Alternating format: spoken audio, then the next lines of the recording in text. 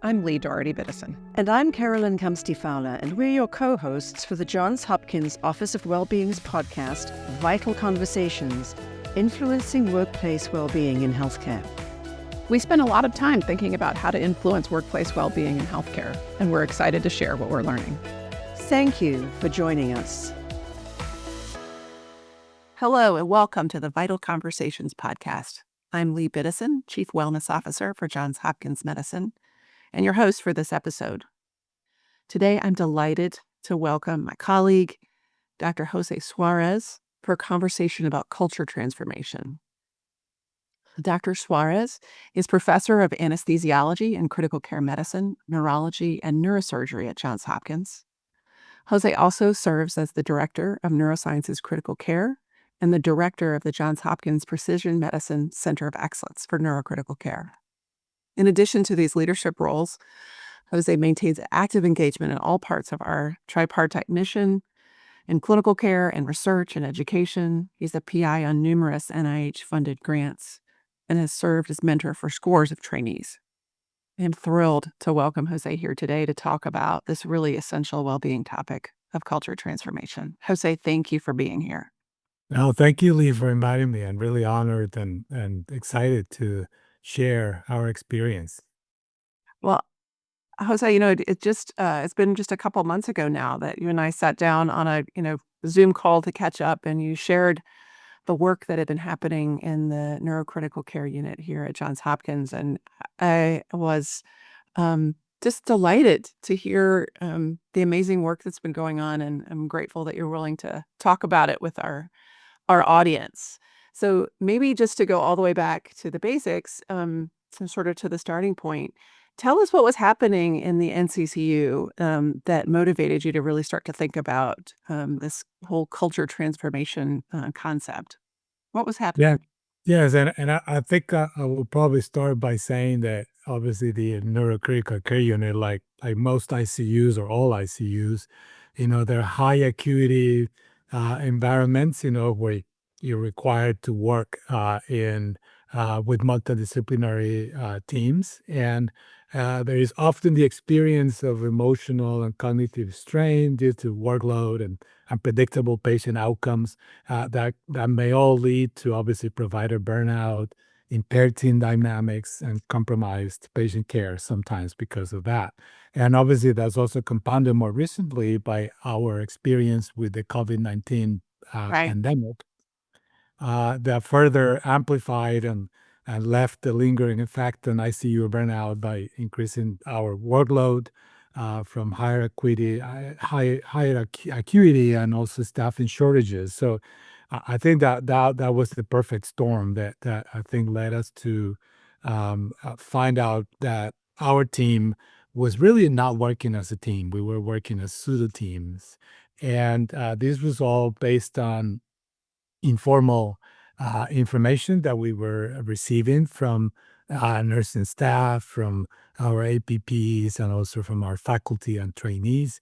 And also that led us to actually create formal surveys to ask people opinions. And so we wanted to create a safe environment for people to voice their concerns. And that's what we did. And what we found is that there was significant disruption in the interaction and the workflow in our NCCU. Particularly, I think the point that was more concerning for me was that there was this perceived long-standing unprofessional behavior that somehow was tolerated, and so obviously we were all responsible for that culture, because obviously either by omission or commission, either some of us were actually the perpetrators and some of us were actually being silent or not doing enough to try to resolve that problem. So clearly something needed to be done,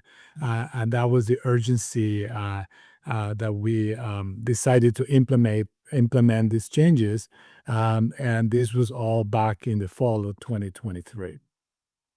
So a really intense environment with, sort of some of the challenges that, are at baseline in any ICU, compounded by challenges with the crisis of COVID-19, sort of a real perfect storm. But how did you decide what to do?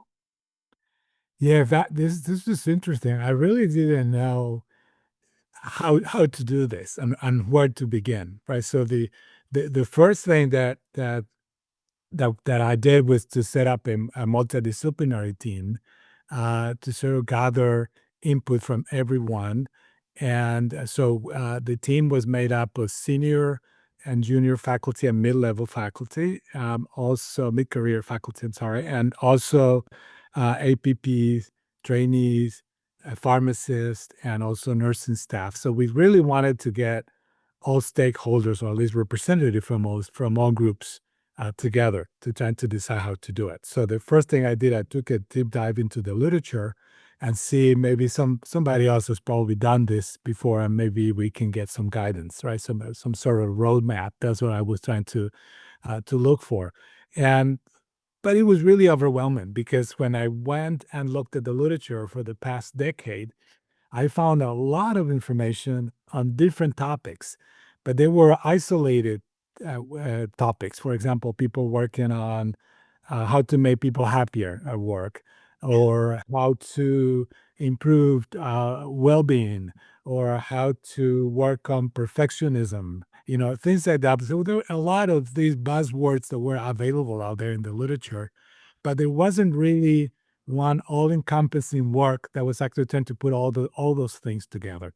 Until actually by chance, I discovered this other paper that initially I had dismissed because the title was a little misleading. But when I actually looked at the paper actually showed a model that I thought it was perfect, because what they proposed, and again, it was a hypothesis, also probably based on all what was available in the literature, was that if you improved resilience in the team, but not working on just individual resilience, but also institutional resilience, and if you created bonds between those two and worked on them, improving the bonds, then you would lead to a better performing team, and with improved resilience, decreased burnout, and improved dynamics, and also improved well-being.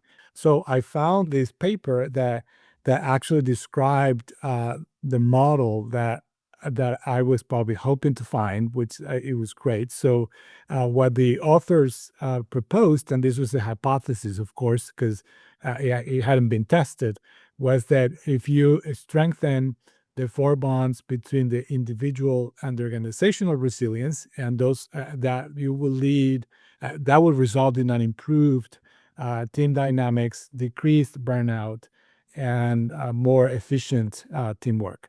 And those bonds are a shared vision, improved communication, recognition of gifts, and creating a sense of belonging. So, of course, we also needed to look at how we would build such structure, right? So, like, also, we probably needed to do some educational reform and educate our team actually how to get there. And so, to me, the finding of that paper, that was sort of the enlightening moment for me. So I brought that proposal to the team, and along with all the literature that we have found, and everybody else also brought their own literature, for example, perhaps literature from the nursing literature that I had obviously overlooked, or from the pharmacy literature or the APP literature. So everybody sort of provided also their own input. And we all agreed that creating or testing such a model would be desirable, and that was the way to move forward, because we thought that that did encompass what we were hearing from people that we were missing. So that was a great moment, and that was our first meeting. It lasted 3 hours, but at least we came to the consensus that we needed to work on those 4 bonds. So then what we did at that time, then we created subgroups of individuals that volunteered to work on every single one of those 4 bonds, to hash that out a little more and come up with specific recommendations to be presented to the bigger group, and then so that we would all vote on them and then agree that those were issues or things that we wanted to move forward with. Um, okay, Jose, this is amazing. So many questions. First of all, I need to take some lessons in leading meetings. If you can keep a group engaged for 3 hours, you definitely have got some skills to share. Um, but in all seriousness, so number one, I'd love to will want to reference the article that you're chatting about, so for our readers, and so we can if you want to share that now, that's fine, or we can attach it to the Yes, yeah, sure. yeah. I can share it now. It's by Versio et al. Versio Vercio, and it was published in Teaching and Learning in Medicine in 2021. And I could probably share it with you so that you could probably share the actual Yep. citation We'll with. put that in. We'll definitely want to put that in the podcast notes. That's great. Um, the other question that or just sort of comment, I guess, in question is all rolled into one is, I'm loving how you're describing bringing all the stakeholders together, that really the transformation of the culture and the function of the team needed to have everybody at the table. We have a colleague in the well-being space who likes to talk about nothing about me without me. And I love the idea that that's exactly what you did. You brought all the different people who were going to be involved in any change in culture together in the same space, to sort of weigh in. So that's a really, it's exciting to see that right at the outset. I think sometimes when we're thinking about work that needs to be done, we get sort of halfway through a project and think, oh, I should have asked X, and we invite them in, which isn't bad, but what a gift to have all the right stakeholders at the very outset.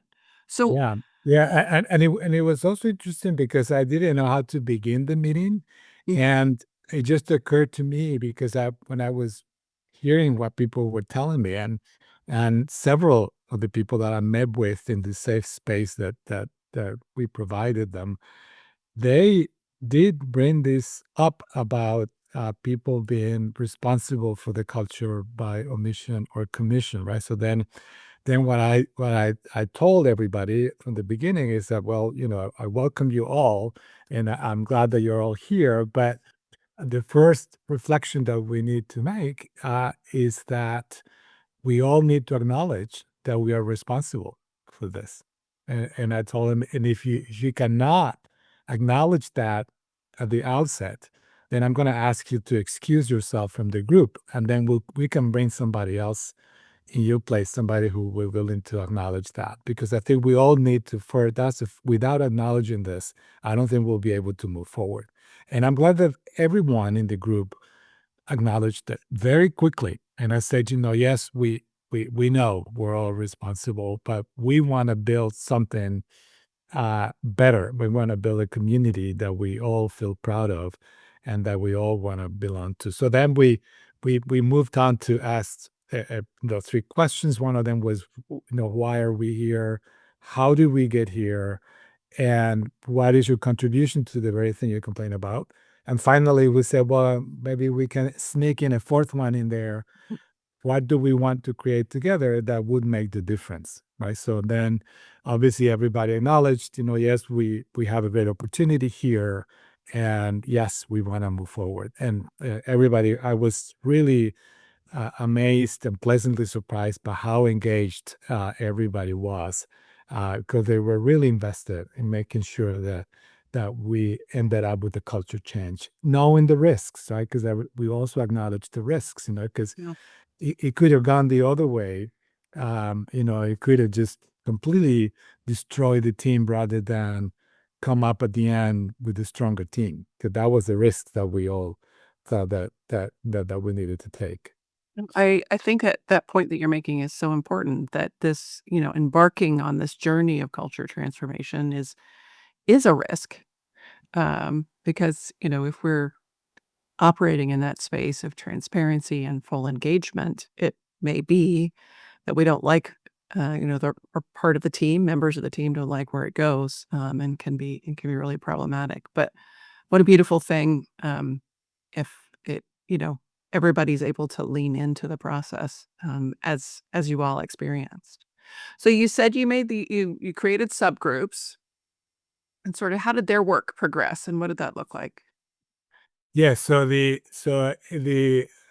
group, we started with having the share mission group subgroup present first. And I think what the recommendation was that the first thing we need to do is to come up with a position statement or a shared vision that we can all own up to and decide that we want to move forward with.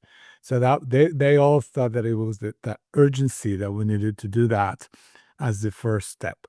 So, and it was interesting. So we proposed, people to volunteer and come up with statements or whatever, what they wanted. And it was interesting. The winner was actually proposed by the APP that was participating That's great. in the group, which is interesting. And then so when we looked at the statement, yeah, we tweaked it a little bit, but really encompassed all the values of Johns Hopkins medicine. So we thought that yes, that's perfect. That aligns our values with those of Johns Hopkins medicine. So it's perfect, and that's the one that we picked as the winner. And that's how we moved forward. And so once that was available, then they also proposed that we should set up a banner in both units, because we have two units. We have one at Bayview and we have another one at Johns Hopkins Hospital, and to print two banners with that position statement and ask everyone working in the NCCU to sign it. But we also thought that it would be important that the first signatories of the banners had to come from the top. So we asked the department directors from neurology, neurosurgery, and anesthesiology and critical care medicine to be the first. The nursing directors also from the hospital also to come in and sign it. And they were the first ones to sign it. And then That's we so cool. took pictures, distributed pictures. Everybody knew, yes, they were here. They were the first ones to sign it. They are supportive of what we're doing here. Now, please, everyone, come in and sign it. And you saw after that there was all this. There was even one day I remember I was so impressed because there was a line. There was a line, So and there's cool. people lining up to sign it. And so that, to us, that meant that we were probably up to something good here that people are willing to participate in. And it was in both units. It wasn't just a downtown or maybe both units. Everyone came up to sign it. So that was extremely encouraging for us. So we thought that that was a great first step to move forward. Now, the other thing that was also recommended by the group of the share vision and also the group of the sense of belonging is that we also needed to relearn how to provide feedback, how to take feedback, and how to act upon the feedback, right? So what we did with the faculty, and it was amazing because the other point that I think is important for our listeners to know is that we have an amazing institution. Okay, so Johns Hopkins is an amazing place to work because we have so many resources available. Sometimes people just don't know that we have them available, but we do. We have. So when I reached out to many people, across the university, it wasn't just the School of Medicine, but beyond the School of Medicine, School of Nursing, the School of Business, the Office of the Provost, and everyone was so willing to help. And they pointed me also on the right direction every time I had a question about something. For example, the best example is this how to give feedback, right? So they pointed me to two great resources that we have. One is the Teaching Academy, for faculty. Yeah. And quite honestly, up until that point, I wasn't too familiar. I had heard about the academy, but I hadn't really delved deeply into what they had. And they do provide, best teaching practices in university teaching, right? So then we learned about that. So we sent all of us went there, the entire faculty joined that. And it was an amazing experience, right? Because it was like relearn how to teach, relearn how to provide feedback. And we also heard from Rachel Levine, from that she also an amazing resource. She was so eager to come and spend 3 days with us, 3 days with us, 3 afternoons, usually on Fridays, but that people were willing to come. And we opened it up to not only to faculty, but also to APPs and also to the nurses that wanted to come and work with us.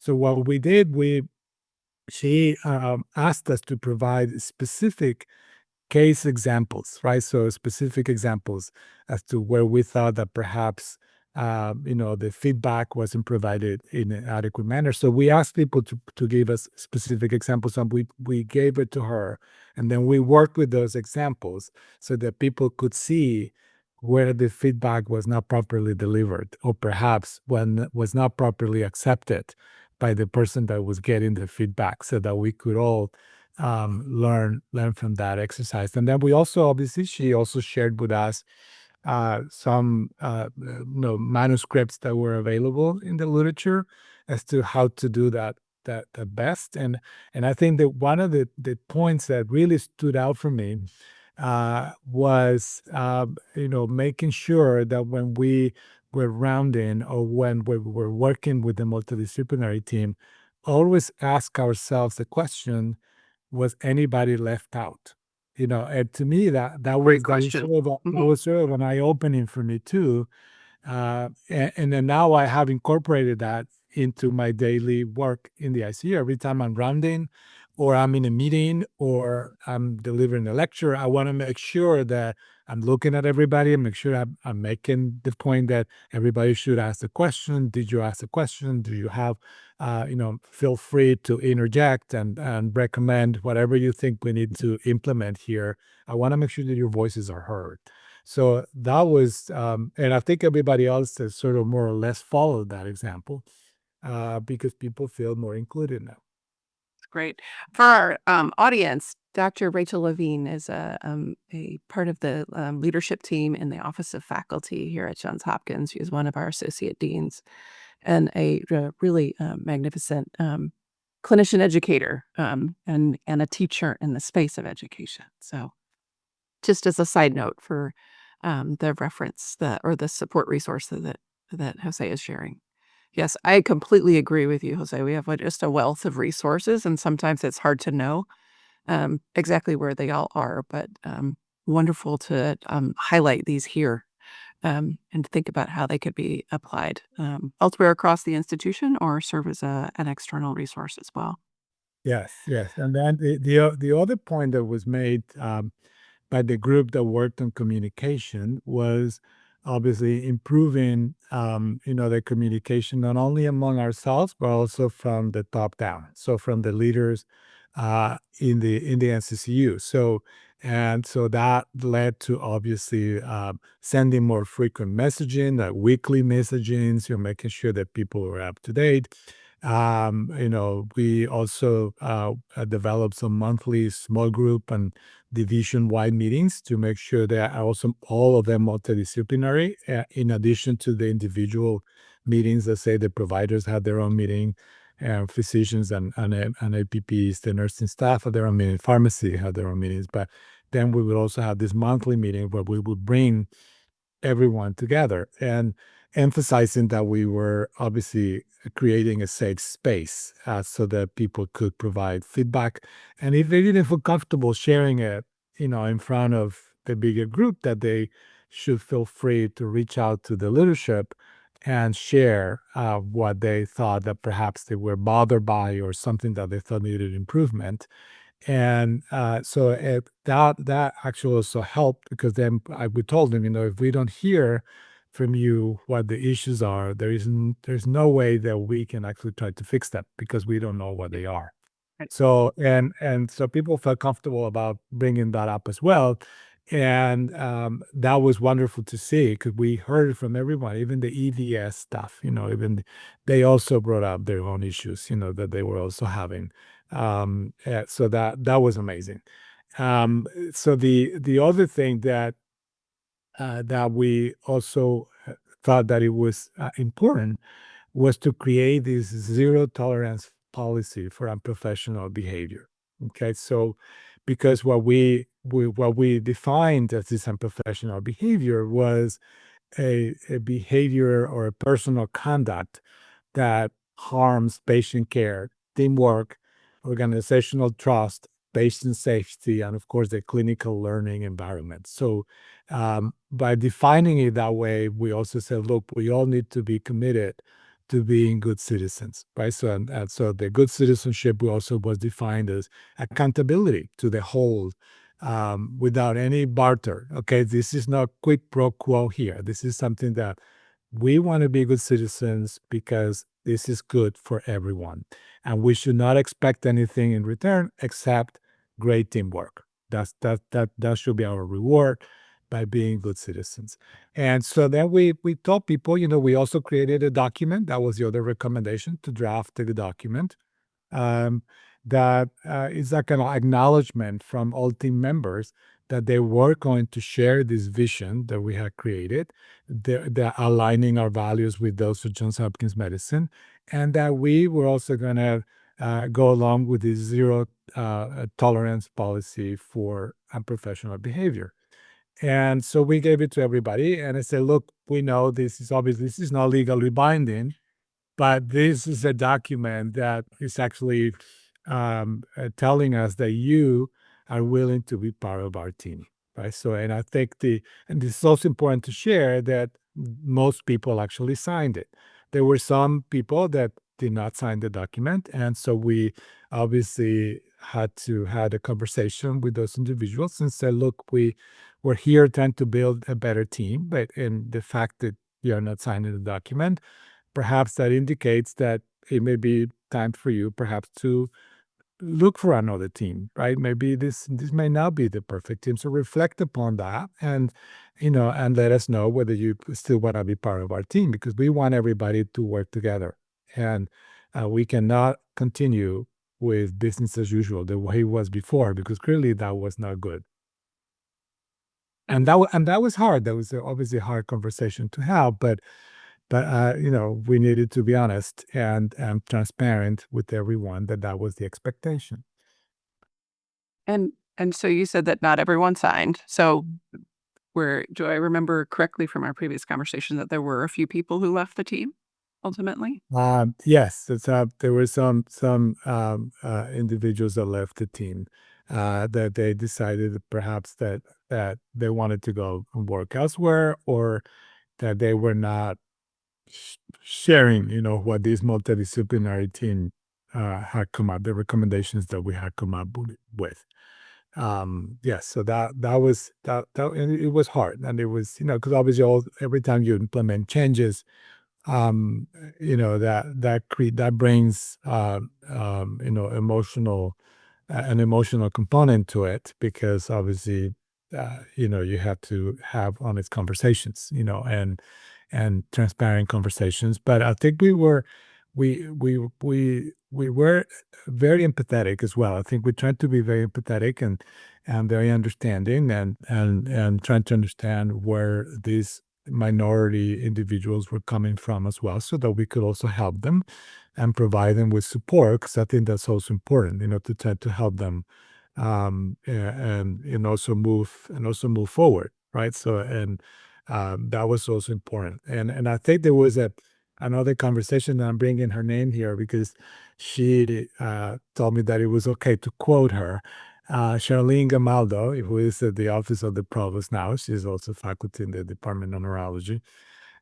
She was also super helpful, and she's an expert in this strength exercise, finding strength in your team. And Strengths-based she said, coaching. Yeah. yeah, Yeah. yeah, yeah. So I did the exercise with her, and several of our faculty also did it with her, so that people could identify their strengths and how you could work. Your strength may be somebody else's weakness, and your weakness may be somebody else's strength, which I think is a great concept. And so we also brought that up, but she also told me, that yes, but you're also going to have some individuals in the team that may be quote unquote, more toxic than others, right? So, and then what she said is that yes, you could provide coaching, but some of that coaching may not work for some of those individuals. And she said, you will have to do the way we treat cancer, right? So if you find a cancerous cell, then the cancerous cell has to be excised somehow, right? So then you also have to provide an avenue for those individuals to move on. So essentially, perhaps leave your team, because otherwise, the dynamics will never improve. And that was very helpful to me to hear that, because that also provided me with gave me some empowerment to also to make some decisions and discuss with other leaders, how we're going to do this, so that we make sure that we provide the adequate pathway for those individuals that perhaps didn't need to be in our team, but we can find them other positions in other areas, Other opportunities. Yeah. based on their strengths, so they can move on and perhaps use their strengths in other teams, but not in ours. So I'm anxious to. I'm loving all of these details, but I'm also anxious to get to the good stuff. So you've done all this work, and bringing everybody together, meeting, agreeing on principles and purpose, and all these things. And this unfolded over the course of how long? Yeah, so everything began at January of 2024. Okay, so and we've been doing all this since that time. So obviously we implemented very quick measures, the most urgent ones, like re-education, learning how to give feedback, how to take it, changing the team dynamics, interactions, all that had to be done fairly quickly. And so there, but we also, and I think it was good that we also had the forethought of measuring it, because I said, how are we going to measure this? Because if you only go by qualitative assessments and asking people informally, you may not get the true picture of what's actually happening. So we decided to send out a survey, a baseline, and then we said we should measure it every 6 months and see how we're doing. So we have data all the way through a year into this process. So we began the survey that we used the Maslach burnout inventory, not because it's the best out there, but is the best validated. I mean, it's obviously That's right. there's really nothing. I wouldn't say that none of those measures out there are probably the best that we want, but that's the one that is the most widely validated. So we wanted to use it. So, and we wanted to use the 3 domains from the Maslach burnout inventory: this personalization, personal accomplishments, so as a group, and to group all the questions into the 3 domains. And we also modified some of the well-being index questions, specifically those that pertain to team leadership, as to how well they feel supported by the leaders of the team, and also how well they feel that we're working together as a team, and whether the well-being measures that we were implementing were actually meaningful to them. So we started a baseline and times 0, and then sent out the survey. It was really a 7 months. That's how it worked out, and then 13 months later, we didn't look at the data until after 13 months, but we did agree to have informal during the meetings, and also informal conversations with people, hallway conversations, if you will, like nursing leadership with the nurses, with the faculty and the APPs, and then the fellowship director with the learners. And so we immediately, very quickly, within the first 3 months, we started noticing that people were changing their responses. So they were saying, well, yes, we feel better. Yes, there is a positive attitude in the team. We feel like everybody seems happier, that there's more collaboration between the different disciplines. So we knew that something was happening. And then finally, after 13 months, when we, looked at the data, the first thing that we noticed is that there was a high degree of participation. So the That's overall, great sign. Yeah. yes, yeah, we found that the overall response was the average was 65%. So we sent it to 124 individuals, between nurses, pharmacists, learners, and faculty, and 65.4%. The literature out there says that 50% or above is excellent. So we were really encouraged by that high degree of participation. And it was sort of maintained throughout the three time periods that we were looking at. And the other thing that we were highly encouraged and really that filled our cup when we realized that we started at a baseline respondent of high emotional exhaustion of 40 or 20 increased by 43.4% from baseline. So we began by having 50% of our team members saying that they were spent, that they felt exhausted pretty much every day or most days when they were coming to work. And that improved by 43% It's amazing. within a year. So we really felt like, okay, maybe what we did was great. It's hard to tell which one of those components, were responsible for this. But with that, we decided, okay, maybe everything that we were doing was actually improving. And we saw a positive trend also on the high degree of this personalization and also in high personal accomplishment. And then when we looked at the team dynamics, we also saw similar trends. Like there was like a 38% improvement in good team trust and collaboration, and also a 39% improvement in the perception that the well-being measures were being well prioritized, that they felt that they were meaningful to them. And also, there was an improvement in the perception that the leaders of the teams in the NCCU were actually being very responsive. So there was an improvement in managerial support up to 86.5%. So this was it was Wow. significant. Yeah. And so we have continued measuring it. So we had to have a follow up to see whether we could actually sustain that for more than a year. So our goal is to continue because that's the only way that we can actually uh, check and see whether the measurements are still having an impact or whether we are regressing, and in which case we may have to look exactly as to which areas were failing out. But so far, everything has been very positive. Jose, I just love this story. And it's such an encouragement to see just the investment in the culture transformation because of all the wonderful things that are happening. People are happier coming to work.